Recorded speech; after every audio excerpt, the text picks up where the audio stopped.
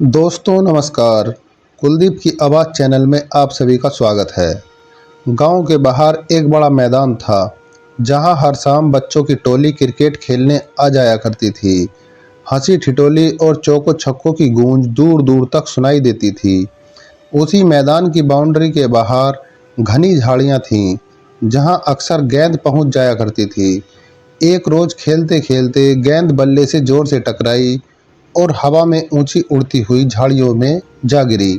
सभी बच्चे जोर जोर से चिल्लाए, गेंद उठा लाओ। टीम में सबसे फुर्तीला लड़का राहुल दौड़ता हुआ बाउंड्री पार कर झाड़ियों की तरफ बढ़ा।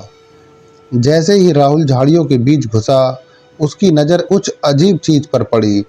एक भारी सी गंध हवा में घुल रही थी। उसने झाड़ियों के बीच झांक कर देखा। वहां एक आदमी का आधा शरीर मिट्टी में धंसा हुआ पड़ा था। उसके कपड़े फटे हुए थे और चेहरा मिट्टी और खून से सना हुआ था। यह दृश्य इतना भयानक था कि राहुल की सांसें रुकने लगीं। उसके हाथ से गेंद छूट गई और वह चिल्लाते हुए पीछे की ओर दौड़ पड़ा। भूत भूत, वह जोर जोर से कहने लगा। उसकी आवाज़ सुनकर बाकी बच्चे भी घबरा गए और खेल वहीं छोड़कर उसकी ओर भागे। राहुल हाँफते हुए मैदान के बीच आकर गिर पड़ा। बाकी बच्चे उसे घेर कर खड़े हो गए। कोई उसके कंधे में थपथपा रहा था तो कोई पानी लाने भागा। राहुल कांपती आवाज में बस इतना कह पाया, वहां झाड़ियों में एक लाश है। सभी बच्चों के चेहरों पर सन्नाटा छा गया। राहुल की चीख पुकार और बाकी बच्चों के शोर ने पूरे गांव का ध्यान खींच लिया। खेतों में काम कर रहे किसान, पास के घरों में बैठी औरतें, रास्ते से गुजरते लोग, सब अपने अपने काम छोड़कर मैदान की ओर दौड़ पड़े। कुछ ही मिनटों में मैदान के चारों ओर भारी भीड़ जमा हो गई। क्या हुआ? क्यों चिल्ला रहे हो? किसे क्या हो गया है? बच्चों ने कांपती आवाज में झाड़ियों की ओर इशारा करते हुए बताया कि वहां कुछ बहुत डरावना पड़ा है। कुछ साहसी गांव के बुजुर्ग और नौजवान हाथ में डंडे और लाठी लेकर झाड़ियों की तरफ बढ़े। भीड़ की सांसें थमी हुई थीं। जब उन्होंने झाड़ियों को हटाया तो सबकी आंखें फटी की फटी रह गईं। वहां सच में एक अधजली हालत में लाश पड़ी थी। कपड़े फटे हुए, बदन पर चोट के निशान और चेहरा पहचान से परे बिगड़ा हुआ था। सांसें थामे खड़े लोगों में से किसी ने कांपते हुए कहा, पुलिस को खबर करो भाई, ये तो कोई बड़ा मामला लग रहा है। एक आदमी दौड़ते हुए गांव के चौकीदार के पास गया और उसने पूरे हालात की जानकारी दी। चौकीदार ने तुरंत थाने में फोन किया। कुछ देर में पुलिस की जीपें सायरन बजाती हुई मैदान के पास आ रुकी। पुलिस वालों ने भीड़ को हटाया और पूरे इलाके को घेर लिया। इंस्पेक्टर शर्मा ने गहरी नज़र में लाश का मुआयना किया और सख्त आवाज में आदेश दिया, कोई भी मैदान से बाहर नहीं जाएगा, सबके बयान लिए जाएंगे। गांव में सनसनी फैल गई। हर कोई एक दूसरे से सवाल कर रहा था, यह कौन हो सकता है और यहाँ कैसे आया? कहीं यह कोई हत्या तो नहीं? इंस्पेक्टर शर्मा ने चारों ओर नज़र दौड़ाई। गांव के लोग दूर से डरे सहमे खड़े थे और बच्चे अभी भी एक दूसरे के पीछे छिपे हुए थे। उन्होंने अपने कांस्टेबल से कहा, पूरी तलाशी लो, कोई आईडी, मोबाइल या कोई भी सामान मिला तो तुरंत मुझे दिखाना। कांस्टेबल ने झाड़ियों और लाश के आसपास के इलाके को बारीकी से छान मारा। लाश के कपड़े, जेबें, सब कुछ टटोला, लेकिन वहां कुछ नहीं मिला। न कोई पहचान पत्र और ना ही मोबाइल और ना ही कोई और सुराग। इंस्पेक्टर ने भौं चढ़ाते हुए कहा, अगर कुछ भी नहीं मिला तो इसका मतलब है इसे पहचान छुपाकर ही मारा गया है। उन्होंने वायरलेस पर हेडक्वार्टर को सूचना दी और फोरेंसिक टीम को बुलाने का आदेश दिया। लाश को सावधानी से बैग में सील कर दिया और थाने भेज दिया गया, जहां से उसे फोरेंसिक लैब के लिए रवाना कर दिया गया। इंस्पेक्टर ने गांव वालों को सख्त हिदायत दी, जब तक जांच पूरी नहीं होती कोई भी इस घटना के बारे में बाहर बात नहीं करेगा। जो कुछ देखा सुना है वह सब रिकॉर्ड में दर्ज किया जाएगा। गांव में एक अजीब सा सन्नाटा फैल गया। बच्चे सहमे हुए थे और बड़े बुजुर्ग अपने अपने घरों में कानाफूसी करने लगे थे। किसी को अंदाजा नहीं था कि यह मौत किसकी थी, क्यों हुई थी और क्या अब गांव में कोई खतरा मंडरा रहा था। 2 दिन बाद थाने में फोरेंसिक लैब से रिपोर्ट आई। इंस्पेक्टर शर्मा ने रिपोर्ट पढ़ते हुए गंभीर आवाज में कहा, पहचान के लिए कोई फिंगरप्रिंट या डीएनए मैच नहीं हुआ। कांस्टेबल ने हैरानी से पूछा, तो फिर कुछ नहीं मिला सर? इंस्पेक्टर ने सिर हिलाते हुए जवाब दिया, नहीं, परंतु एक ऐसा सुराग मिला है जिससे पता लगाया जा सकता है, लेकिन हमें सही से इन्वेस्टिगेशन करनी होगी। छोटी से छोटी कोई भी चीज छूटने न पाए। इंस्पेक्टर शर्मा ने रिपोर्ट में उंगली रखते हुए कहा, लाश की दाहिनी टांग में सर्जिकल रॉड लगी है, शायद कोई पुराना फ्रैक्चर था। यह सुनते ही कांस्टेबल ने चौंक कर पूछा, मतलब इस आदमी की टांग पहले टूटी हुई थी? इंस्पेक्टर बोले, हाँ, और उस वक्त ऑपरेशन हुआ था, उसी सर्जरी में यह रॉड डाली गई थी। शायद यही एक सुराग है जिससे इसकी पहचान हो सकती है। हमें अब किसी सर्जिकल स्टोर या हॉस्पिटल से जानकारी लेनी होगी, किसी का एक्सीडेंट या ऑपरेशन हुआ था या नहीं। इंस्पेक्टर ने तुरंत टीम को आदेश दिया, अस्पतालों, निजी क्लिनिकों और हड्डी के डॉक्टरों से पुराने रिकॉर्ड मंगवाओ और गांव में भी पूछताछ शुरू करो। कहो, अगर किसी को कुछ याद है तो तुरंत पुलिस को खबर करो। गांव में अफवाहें फैलने लगी थीं, कहीं यह कोई पुराना दुश्मन तो नहीं, शायद कोई बाहर से आया हो या फिर कोई अपने ही गांव का हो। रहस्य गहराता जा रहा था और सभी को लगने लगा था कि इस लाश के पीछे कोई बहुत बड़ा राज छुपा है। गांव और आसपास के सभी अस्पतालों और डॉक्टरों से पूछताछ के बाद भी पुलिस के हाथ कुछ नहीं लगा। ना कोई लापता व्यक्ति का रिकॉर्ड मिला, ना किसी को लाश की पहचान हो पाई। इंस्पेक्टर शर्मा ने हार मानने की बजाय एक और रास्ता निकाला। उन्होंने सोचा, अगर यह सर्जिकल रॉड है तो यह कहीं न कहीं से खरीदी गई होगी और हर सर्जिकल सामान पर एक यूनिक नंबर होता है। उन्होंने तुरंत शहर के सर्जिकल उपकरण सप्लाई करने वाली बड़ी एजेंसी से संपर्क किया। एजेंसी के मालिक ने रिपोर्ट और सर्जिकल रॉड के नंबर को देखकर कहा, सर, इस नंबर से सीधे जानकारी नहीं मिल सकती, हमें इसे उस कंपनी से ट्रैक करना होगा जिसने यह रोड बनाई थी। हर कंपनी रिकॉर्ड रखती है कि कौन सा बैच नंबर किस अस्पताल या डीलर को भेजा गया था। इंस्पेक्टर ने झुंझलाते हुए पूछा, कितना समय लगेगा? एजेंसी मालिक बोला, अगर आप चाहें तो मैं अभी कंपनी को मेल कर देता हूँ, जवाब 24 घंटे के भीतर आ सकता है। इंस्पेक्टर ने बिना देरी किए हामी भर दी। एजेंसी से मेल भेजी गई और अब पुलिस एक बार फिर उम्मीद के सहारे बैठी थी कि शायद यह छोटा सा नंबर किसी बहुत बड़े राज का दरवाजा खोल दे। गांव में इस बीच बेचैनी बढ़ती जा रही थी। लोग तरह तरह की बातें कर रहे थे, कहीं कोई अपराधी तो नहीं था ये, या किसी ने बदला लेने के लिए उसे मारा था। और वहीं दूसरी ओर पुलिस अपनी सांस रोके कंपनी के जवाब का इंतजार कर रही थी। 24 घंटे की बेचैनी भरी प्रतीक्षा के बाद एजेंसी के मालिक के पास कंपनी का मेल आ गया। उसने फौरन इंस्पेक्टर को फोन किया, सर, जवाब आ गया है। इंस्पेक्टर तुरंत अपनी टीम के साथ एजेंसी ऑफिस पहुंचे। एजेंसी मालिक ने मेल खोलते हुए बताया, कंपनी के मुताबिक इस यूनिक नंबर वाली surgical rod Aryan medical supply agency को भेजी गई थी। उसने आगे कहा, ये एजेंसी शहर के करीब 40 किलोमीटर दूर है। इंस्पेक्टर शर्मा ने गहरी सांस ली और कहा, अब असली सुराग हमारे हाथ आ सकता है, तैयार हो जाओ। वह अपनी टीम के साथ जीप में बैठकर आर्यन मेडिकल सप्लाई एजेंसी की तरफ रवाना हो गए।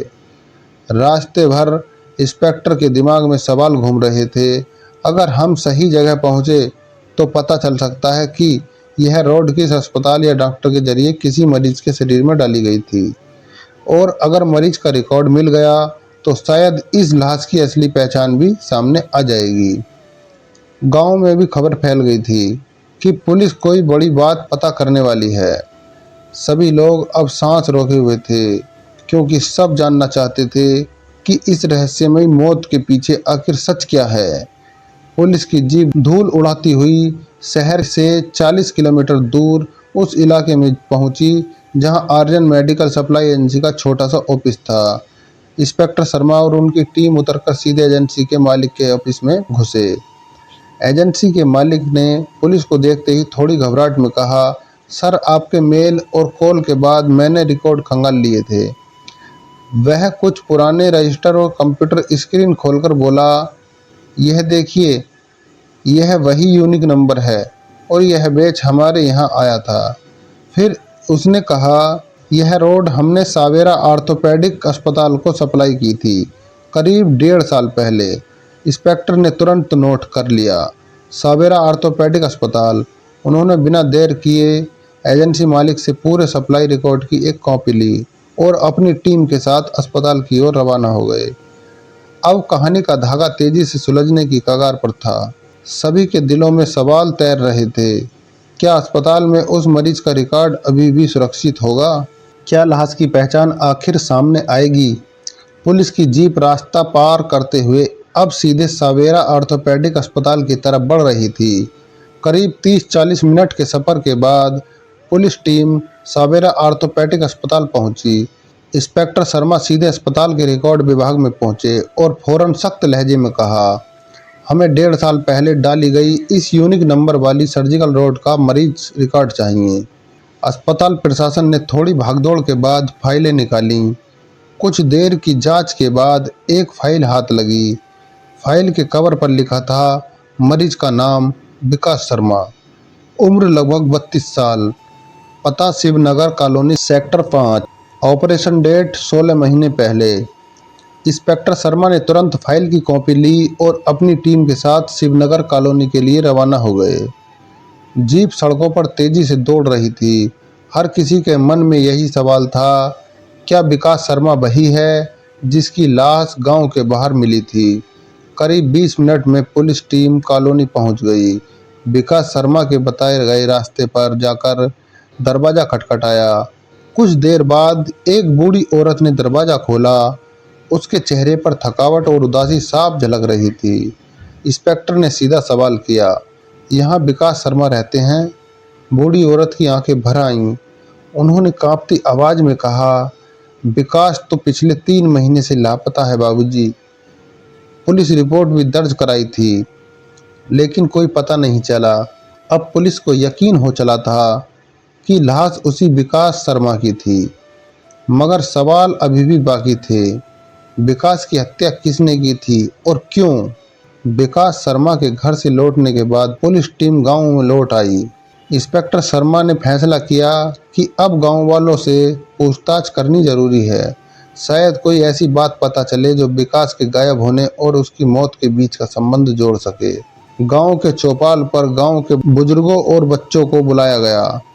इंस्पेक्टर ने सबको घूरते हुए पूछा, विकास शर्मा को आप लोग कितना जानते थे? वो कैसा इंसान था? एक बूढ़े किसान ने गहरी सांस लेते हुए कहा, बाबूजी, विकास तो बहुत नेक दिल आदमी था, सीधा, ईमानदार और सबसे बड़ी बात, उसकी मदद करने की आदत। और कुछ कहे न कहें, अगर उसे लगता कि किसी को तकलीफ है तो बिना बुलाए मदद के लिए पहुंच जाता था। दूसरे आदमी ने कहा, हाँ साहब, उसकी बातें जरूर कड़क थीं, लेकिन बोलने का तरीका थोड़ा रूखा था, पर दिल बिल्कुल साफ था। एक महिला बोली, साहब, पैसों की कमी के कारण हमारा बच्चा घर में बीमार पड़ा था, तब बिना मांगे ही विकास ने हमारी बहुत मदद की थी और दवा भी खुद ही लेकर आया था। हम उसका यह एहसान कभी नहीं भूलेंगे। तीसरे आदमी ने थोड़ा झिझकते हुए कहा, लेकिन साहब, कुछ लोग उसके इस सीधेपन से खुश नहीं थे। कुछ बड़े लोग, जिन्हें अपने झूठ फरेब से काम निकलवाना होता था, उनको विकास की सच्चाई चुभती थी। इंस्पेक्टर शर्मा की निगाहें तेज हो गईं। उन्होंने सख्त लहजे में पूछा, कौन थे वो लोग? सभी लोग इधर उधर देखने लगे। कुछ के चेहरों पर डर साफ झलक रहा था। कोई नाम लेने को तैयार नहीं था, लेकिन अब पुलिस को यकीन हो गया था, विकास की ईमानदारी किसी के गले नहीं उतर रही थी और शायद उसी ने उसे मौत के घाट उतारने का काम किया था। गांव में पुलिस की सख्त पूछताछ से माहौल काफ़ी भारी हो चुका था। हर कोई डरा हुआ था। लोग आपस में फुसफुसा रहे थे। इंस्पेक्टर शर्मा भी महसूस कर रहे थे कि मामला जितना बाहर से सीधा दिख रहा था, भीतर से उतना ही उलझा हुआ था। शक की सुई घूमती तो थी, मगर कोई ठोस सुराग हाथ नहीं आ रहा था। इसी बीच गांव के एक बुजुर्ग रामस्वरूप काका ने पहल की। वह कांपती हुई आवाज में आगे आए और बोले, सर, एक बात है जो शायद आपकी मदद कर सकती है। इंस्पेक्टर ने उत्सुकता से उनकी तरफ देखा। काका ने कहा, विकास का एक दोस्त था जिसका नाम था रघु। दोनों हर समय साथ रहते थे, लेकिन विकास के गायब होने के बाद से रघु भी गांव में नहीं दिखा। पहले तो सोचा कहीं बाहर चला गया होगा, लेकिन अब लगता है कुछ तो गड़बड़ है। इंस्पेक्टर शर्मा का माथा सोच में डूब गया। उन्होंने तुरंत टीम को आदेश दिया, रघु का पूरा ब्यौरा निकालो, घर परिवार रिश्तेदार सबकी तलाश करो। पुलिस टीम रघु के घर पहुंची तो देखा घर पर ताला लगा हुआ था। पड़ोसियों से पूछने पर पता चला कि रघु पिछले 3 महीने से गायब है। किसी को कोई खबर नहीं थी कि वह कहाँ गया, किस हाल में है। अब पुलिस को एक मजबूत सुराग मिल गया था। रघु का अचानक गायब होना विकास की मौत से जुड़ा कोई बड़ा रहस्य छिपा रहा था। पुलिस ने जब ताला तोड़ा तो भीतर गुप्त अंधेरा और सड़ी गंध से भरा कमरा मिला। हवलदार ने नाक पर रुमाल बांधा और धीरे धीरे कबाड़ हटाना शुरू किया। जैसे ही उसने कमरे के एक कोने में पड़ा पुराना कैमरा और कुछ भारी चीजें हटाईं, एक तेज सड़ी दुर्गंध ने उसका दम घोंट दिया। इंस्पेक्टर शर्मा खुद टॉर्च लेकर आगे बढ़े। जैसे ही उन्होंने कबाड़ हटाया, उनकी आंखें फटी की फटी रह गईं। कमरे के अंदर बेतरतीब तरीके से कई जंगली जानवरों की खालें पड़ी थीं। कुछ पर खून के सूखे धब्बे भी साफ दिख रहे थे। हवलदार ने दबी आवाज में कहा, सर, लगता है रघु किसी अवैध शिकार या तस्करी के काम में शामिल था। इंस्पेक्टर का दिमाग तेजी से काम करने लगा। उन्होंने तुरंत मौके की फोटो खींचते हुए और सबूत सील करने के आदेश दिए। अब शक और गहरा हो गया था। क्या रघु केवल अवैध शिकार में लिप्त था, या फिर विकास ने उसके इस गोरख धंधे का भंडा फोड़ने की कोशिश की थी, जिसके चलते उसकी हत्या की गई थी। पुलिस ने कमरे की गहराई से तलाशी जारी रखी। पुराने बक्सों, फाइलों और एक दीवार के अंदर छिपाई गई एक छोटी सी तिजोरी भी मिली। अब सवाल ये था, आखिर उस तिजोरी में क्या छिपा था। तिजोरी खोली गई तो उसके अंदर एक मोटा सा एल्बम मिला। पुलिस ने जब एल्बम के पन्ने पलटने शुरू किए तो हैरानी से भर उठे। हर पन्ने पर जंगली जानवरों के अवैध शिकार की तस्वीरें थीं। कहीं हाथी के दांत थे, कहीं मरे हुए शेर और चीतों के शवों के साथ तस्वीरें थीं। कुछ फोटो में रघु साफ नजर आ रहा था, कभी बंदूक लिए, कभी शिकार किए हुए जानवरों के साथ। यह सबूत अब साफ इशारा कर रहा था कि रघु गहरे अवैध तस्करी के धंधे में शामिल था। इंस्पेक्टर शर्मा ने एल्बम पलटते हुए सोचा, पर विकास का इसमें क्या रोल था। तभी गांव के कुछ पुराने लोगों से की गई बातचीत याद आई। किसी ने बताया था कि एक दिन विकास शर्मा रघु के घर गया था। जैसे ही विकास घर के भीतर दाखिल हुआ, उसे एक अजीब दुर्गंध का एहसास हुआ। विकास ने मजाकिया लहजे में कहा था, अरे भाई रघु, तेरे घर से तो भयंकर बदबू आ रही है, सब कुछ सड़ रहा है क्या। विकास की ये बात सुनते ही रघु का चेहरा उतर गया था। वह घबरा गया था, जैसे किसी ने उसकी चोरी पकड़ ली हो। उसने बात को टालने की कोशिश की, लेकिन विकास ने मुस्कुराते हुए टोका, कुछ गड़बड़ तो नहीं कर रहा तो। नहीं नहीं, ऐसा कुछ नहीं है। विकास रघु की बात से बिल्कुल भी सहमत नहीं हुआ। उसी रात को चोरी छुपके विकास कमरे में दाखिल हो गया। वहां का मंजर देखकर उसको बहुत बुरा लगा। अगले दिन रघु को बहुत समझाने की कोशिश की, लेकिन रघु ने विकास की एक न सुनी। उस दिन के बाद से विकास और रघु की मुलाकातों में कमी होने लगी और कुछ समय बाद ही विकास अचानक गायब हो गया। अब पुलिस के सामने तस्वीर साफ होने लगी थी। विकास ने अनजाने में रघु के काले धंधे का राज पकड़ लिया था। रघु को डर था कि विकास कहीं सबको बता न दे। शायद इसी डर ने उसे ऐसा घिनौना कदम उठाने पर मजबूर कर दिया। रघु का सुराग मिलते ही पुलिस ने पूरे इलाके में जबरदस्त सर्च ऑपरेशन चला दिया। गांव, खेत, जंगल, कोई भी कोना नहीं छोड़ा गया। लेकिन रघु जैसे गुम हो गया था। कई दिनों तक कोई खबर नहीं मिली। फिर एक सुबह इंस्पेक्टर शर्मा को एक मुखबिर से गुप्त सूचना मिली। मुखबिर ने बताया कि रघु को एक दूसरे शहर में धौलापुर के पास एक पुराने ढाबे के पास देखा गया है। सूत्रों के अनुसार वह बदले हुए भेष में मजदूरी कर रहा है और भीड़ से बचने की कोशिश कर रहा है। सूचना मिलते ही इंस्पेक्टर ने फौरन एक टीम गठित की। 4 गाड़ियां, हथियारबंद सिपाही और एक तेज तर्रार प्लानिंग के साथ पुलिस धौलापुर की ओर निकल पड़ी। धौलापुर पहुंचते ही पुलिस ने उस इलाके को घेर लिया जहां मुखबिर ने रघु के होने की संभावना जताई थी। ढाबे पर काम करने वाले और आसपास के दुकानदारों से भी पूछताछ की गई। एक चाय वाले ने दबी आवाज में बताया, हाँ साहब, एक नया आदमी आया है, ज्यादा बोलता नहीं, दिन भर ढाबे के पीछे कमरे में रहता है। इंस्पेक्टर ने बिना देर किए उस कमरे पर दबिश देने की आदेश दिया। पुलिस ने चारों ओर घेराबंदी कर ली। दरवाजा जोर से तोड़ा गया और अंदर जो देखा गया वह वाकई हैरान कर देने वाला था। कमरे के कोने में एक दुबला पतला गंदे कपड़े पहने इंसान सहमा हुआ बैठा था। जैसे ही रघु ने पुलिस को देखा, उसका चेहरा सफेद पड़ गया। उसने भागने की कोशिश की, लेकिन पुलिस ने तुरंत दबोच लिया। इंस्पेक्टर शर्मा ने रघु के कंधे पर हाथ रखकर कहा, अब ज्यादा नाटक मत कर, तुझे तेरे गुनाहों का हिसाब देना ही पड़ेगा। रघु को हथकड़ी पहनाकर पुलिस उसे गाड़ी में बिठाकर वापस गांव की ओर रवाना हो गई। पुलिस ने रघु को रिमांड पर लिया और कड़ी पूछताछ की। रघु को थाने लाया गया। इंस्पेक्टर शर्मा ने उसे कुर्सी पर बैठाया और सख्त आवाज में पूछा, सच सच बता रघु। रघु कई मिनटों तक सिर झुकाए चुप बैठा रहा। फिर जब इंस्पेक्टर ने थोड़ा और दबाव बनाया तो उसकी आंखों से आंसू बह निकले। कांपती हुई आवाज में रघु ने सच उगला, सर, मेरा इरादा उसे मारने का नहीं था। वो मेरा दोस्त था, भाई जैसा था। लेकिन जब उसने मेरे घर से बदबू आने की बात कही, फिर एक दिन मुझे साफ कहा कि रघु, जो तू कर रहा है मैं सबको बता दूंगा, तो मेरे होश उड़ गए। रघु ने आगे कहा, मैं एक बड़े गैंग के लिए काम करता था। जानवरों की खालें, हाथी के दांत, बेशकीमती अंगों का अवैध कारोबार है। अगर विकास ने सब कुछ उजागर कर दिया होता तो मैं तो फंसता ही। मेरे पीछे पूरा गैंग पड़ जाता, मुझे जान से मार दिया जाता। इसी डर से मैंने गुस्से और डर में आकर उसे रास्ते से हटाने का फैसला कर लिया।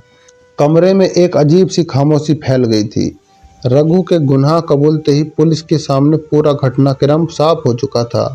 अब बचा था रघु के पूरे गैंग का पर्दाफाश करना, क्योंकि विकास की हत्या सिर्फ एक छोटी सी कड़ी थी। उसके पीछे बहुत बड़ा अवैध कारोबार छुपा था। रघु के कबूलनामे के बाद पुलिस को पूरे गैंग की जानकारी मिल गई। गैंग का अड्डा गांव से कुछ किलोमीटर दूर घने जंगलों के बीच एक पुराने फार्म हाउस में था।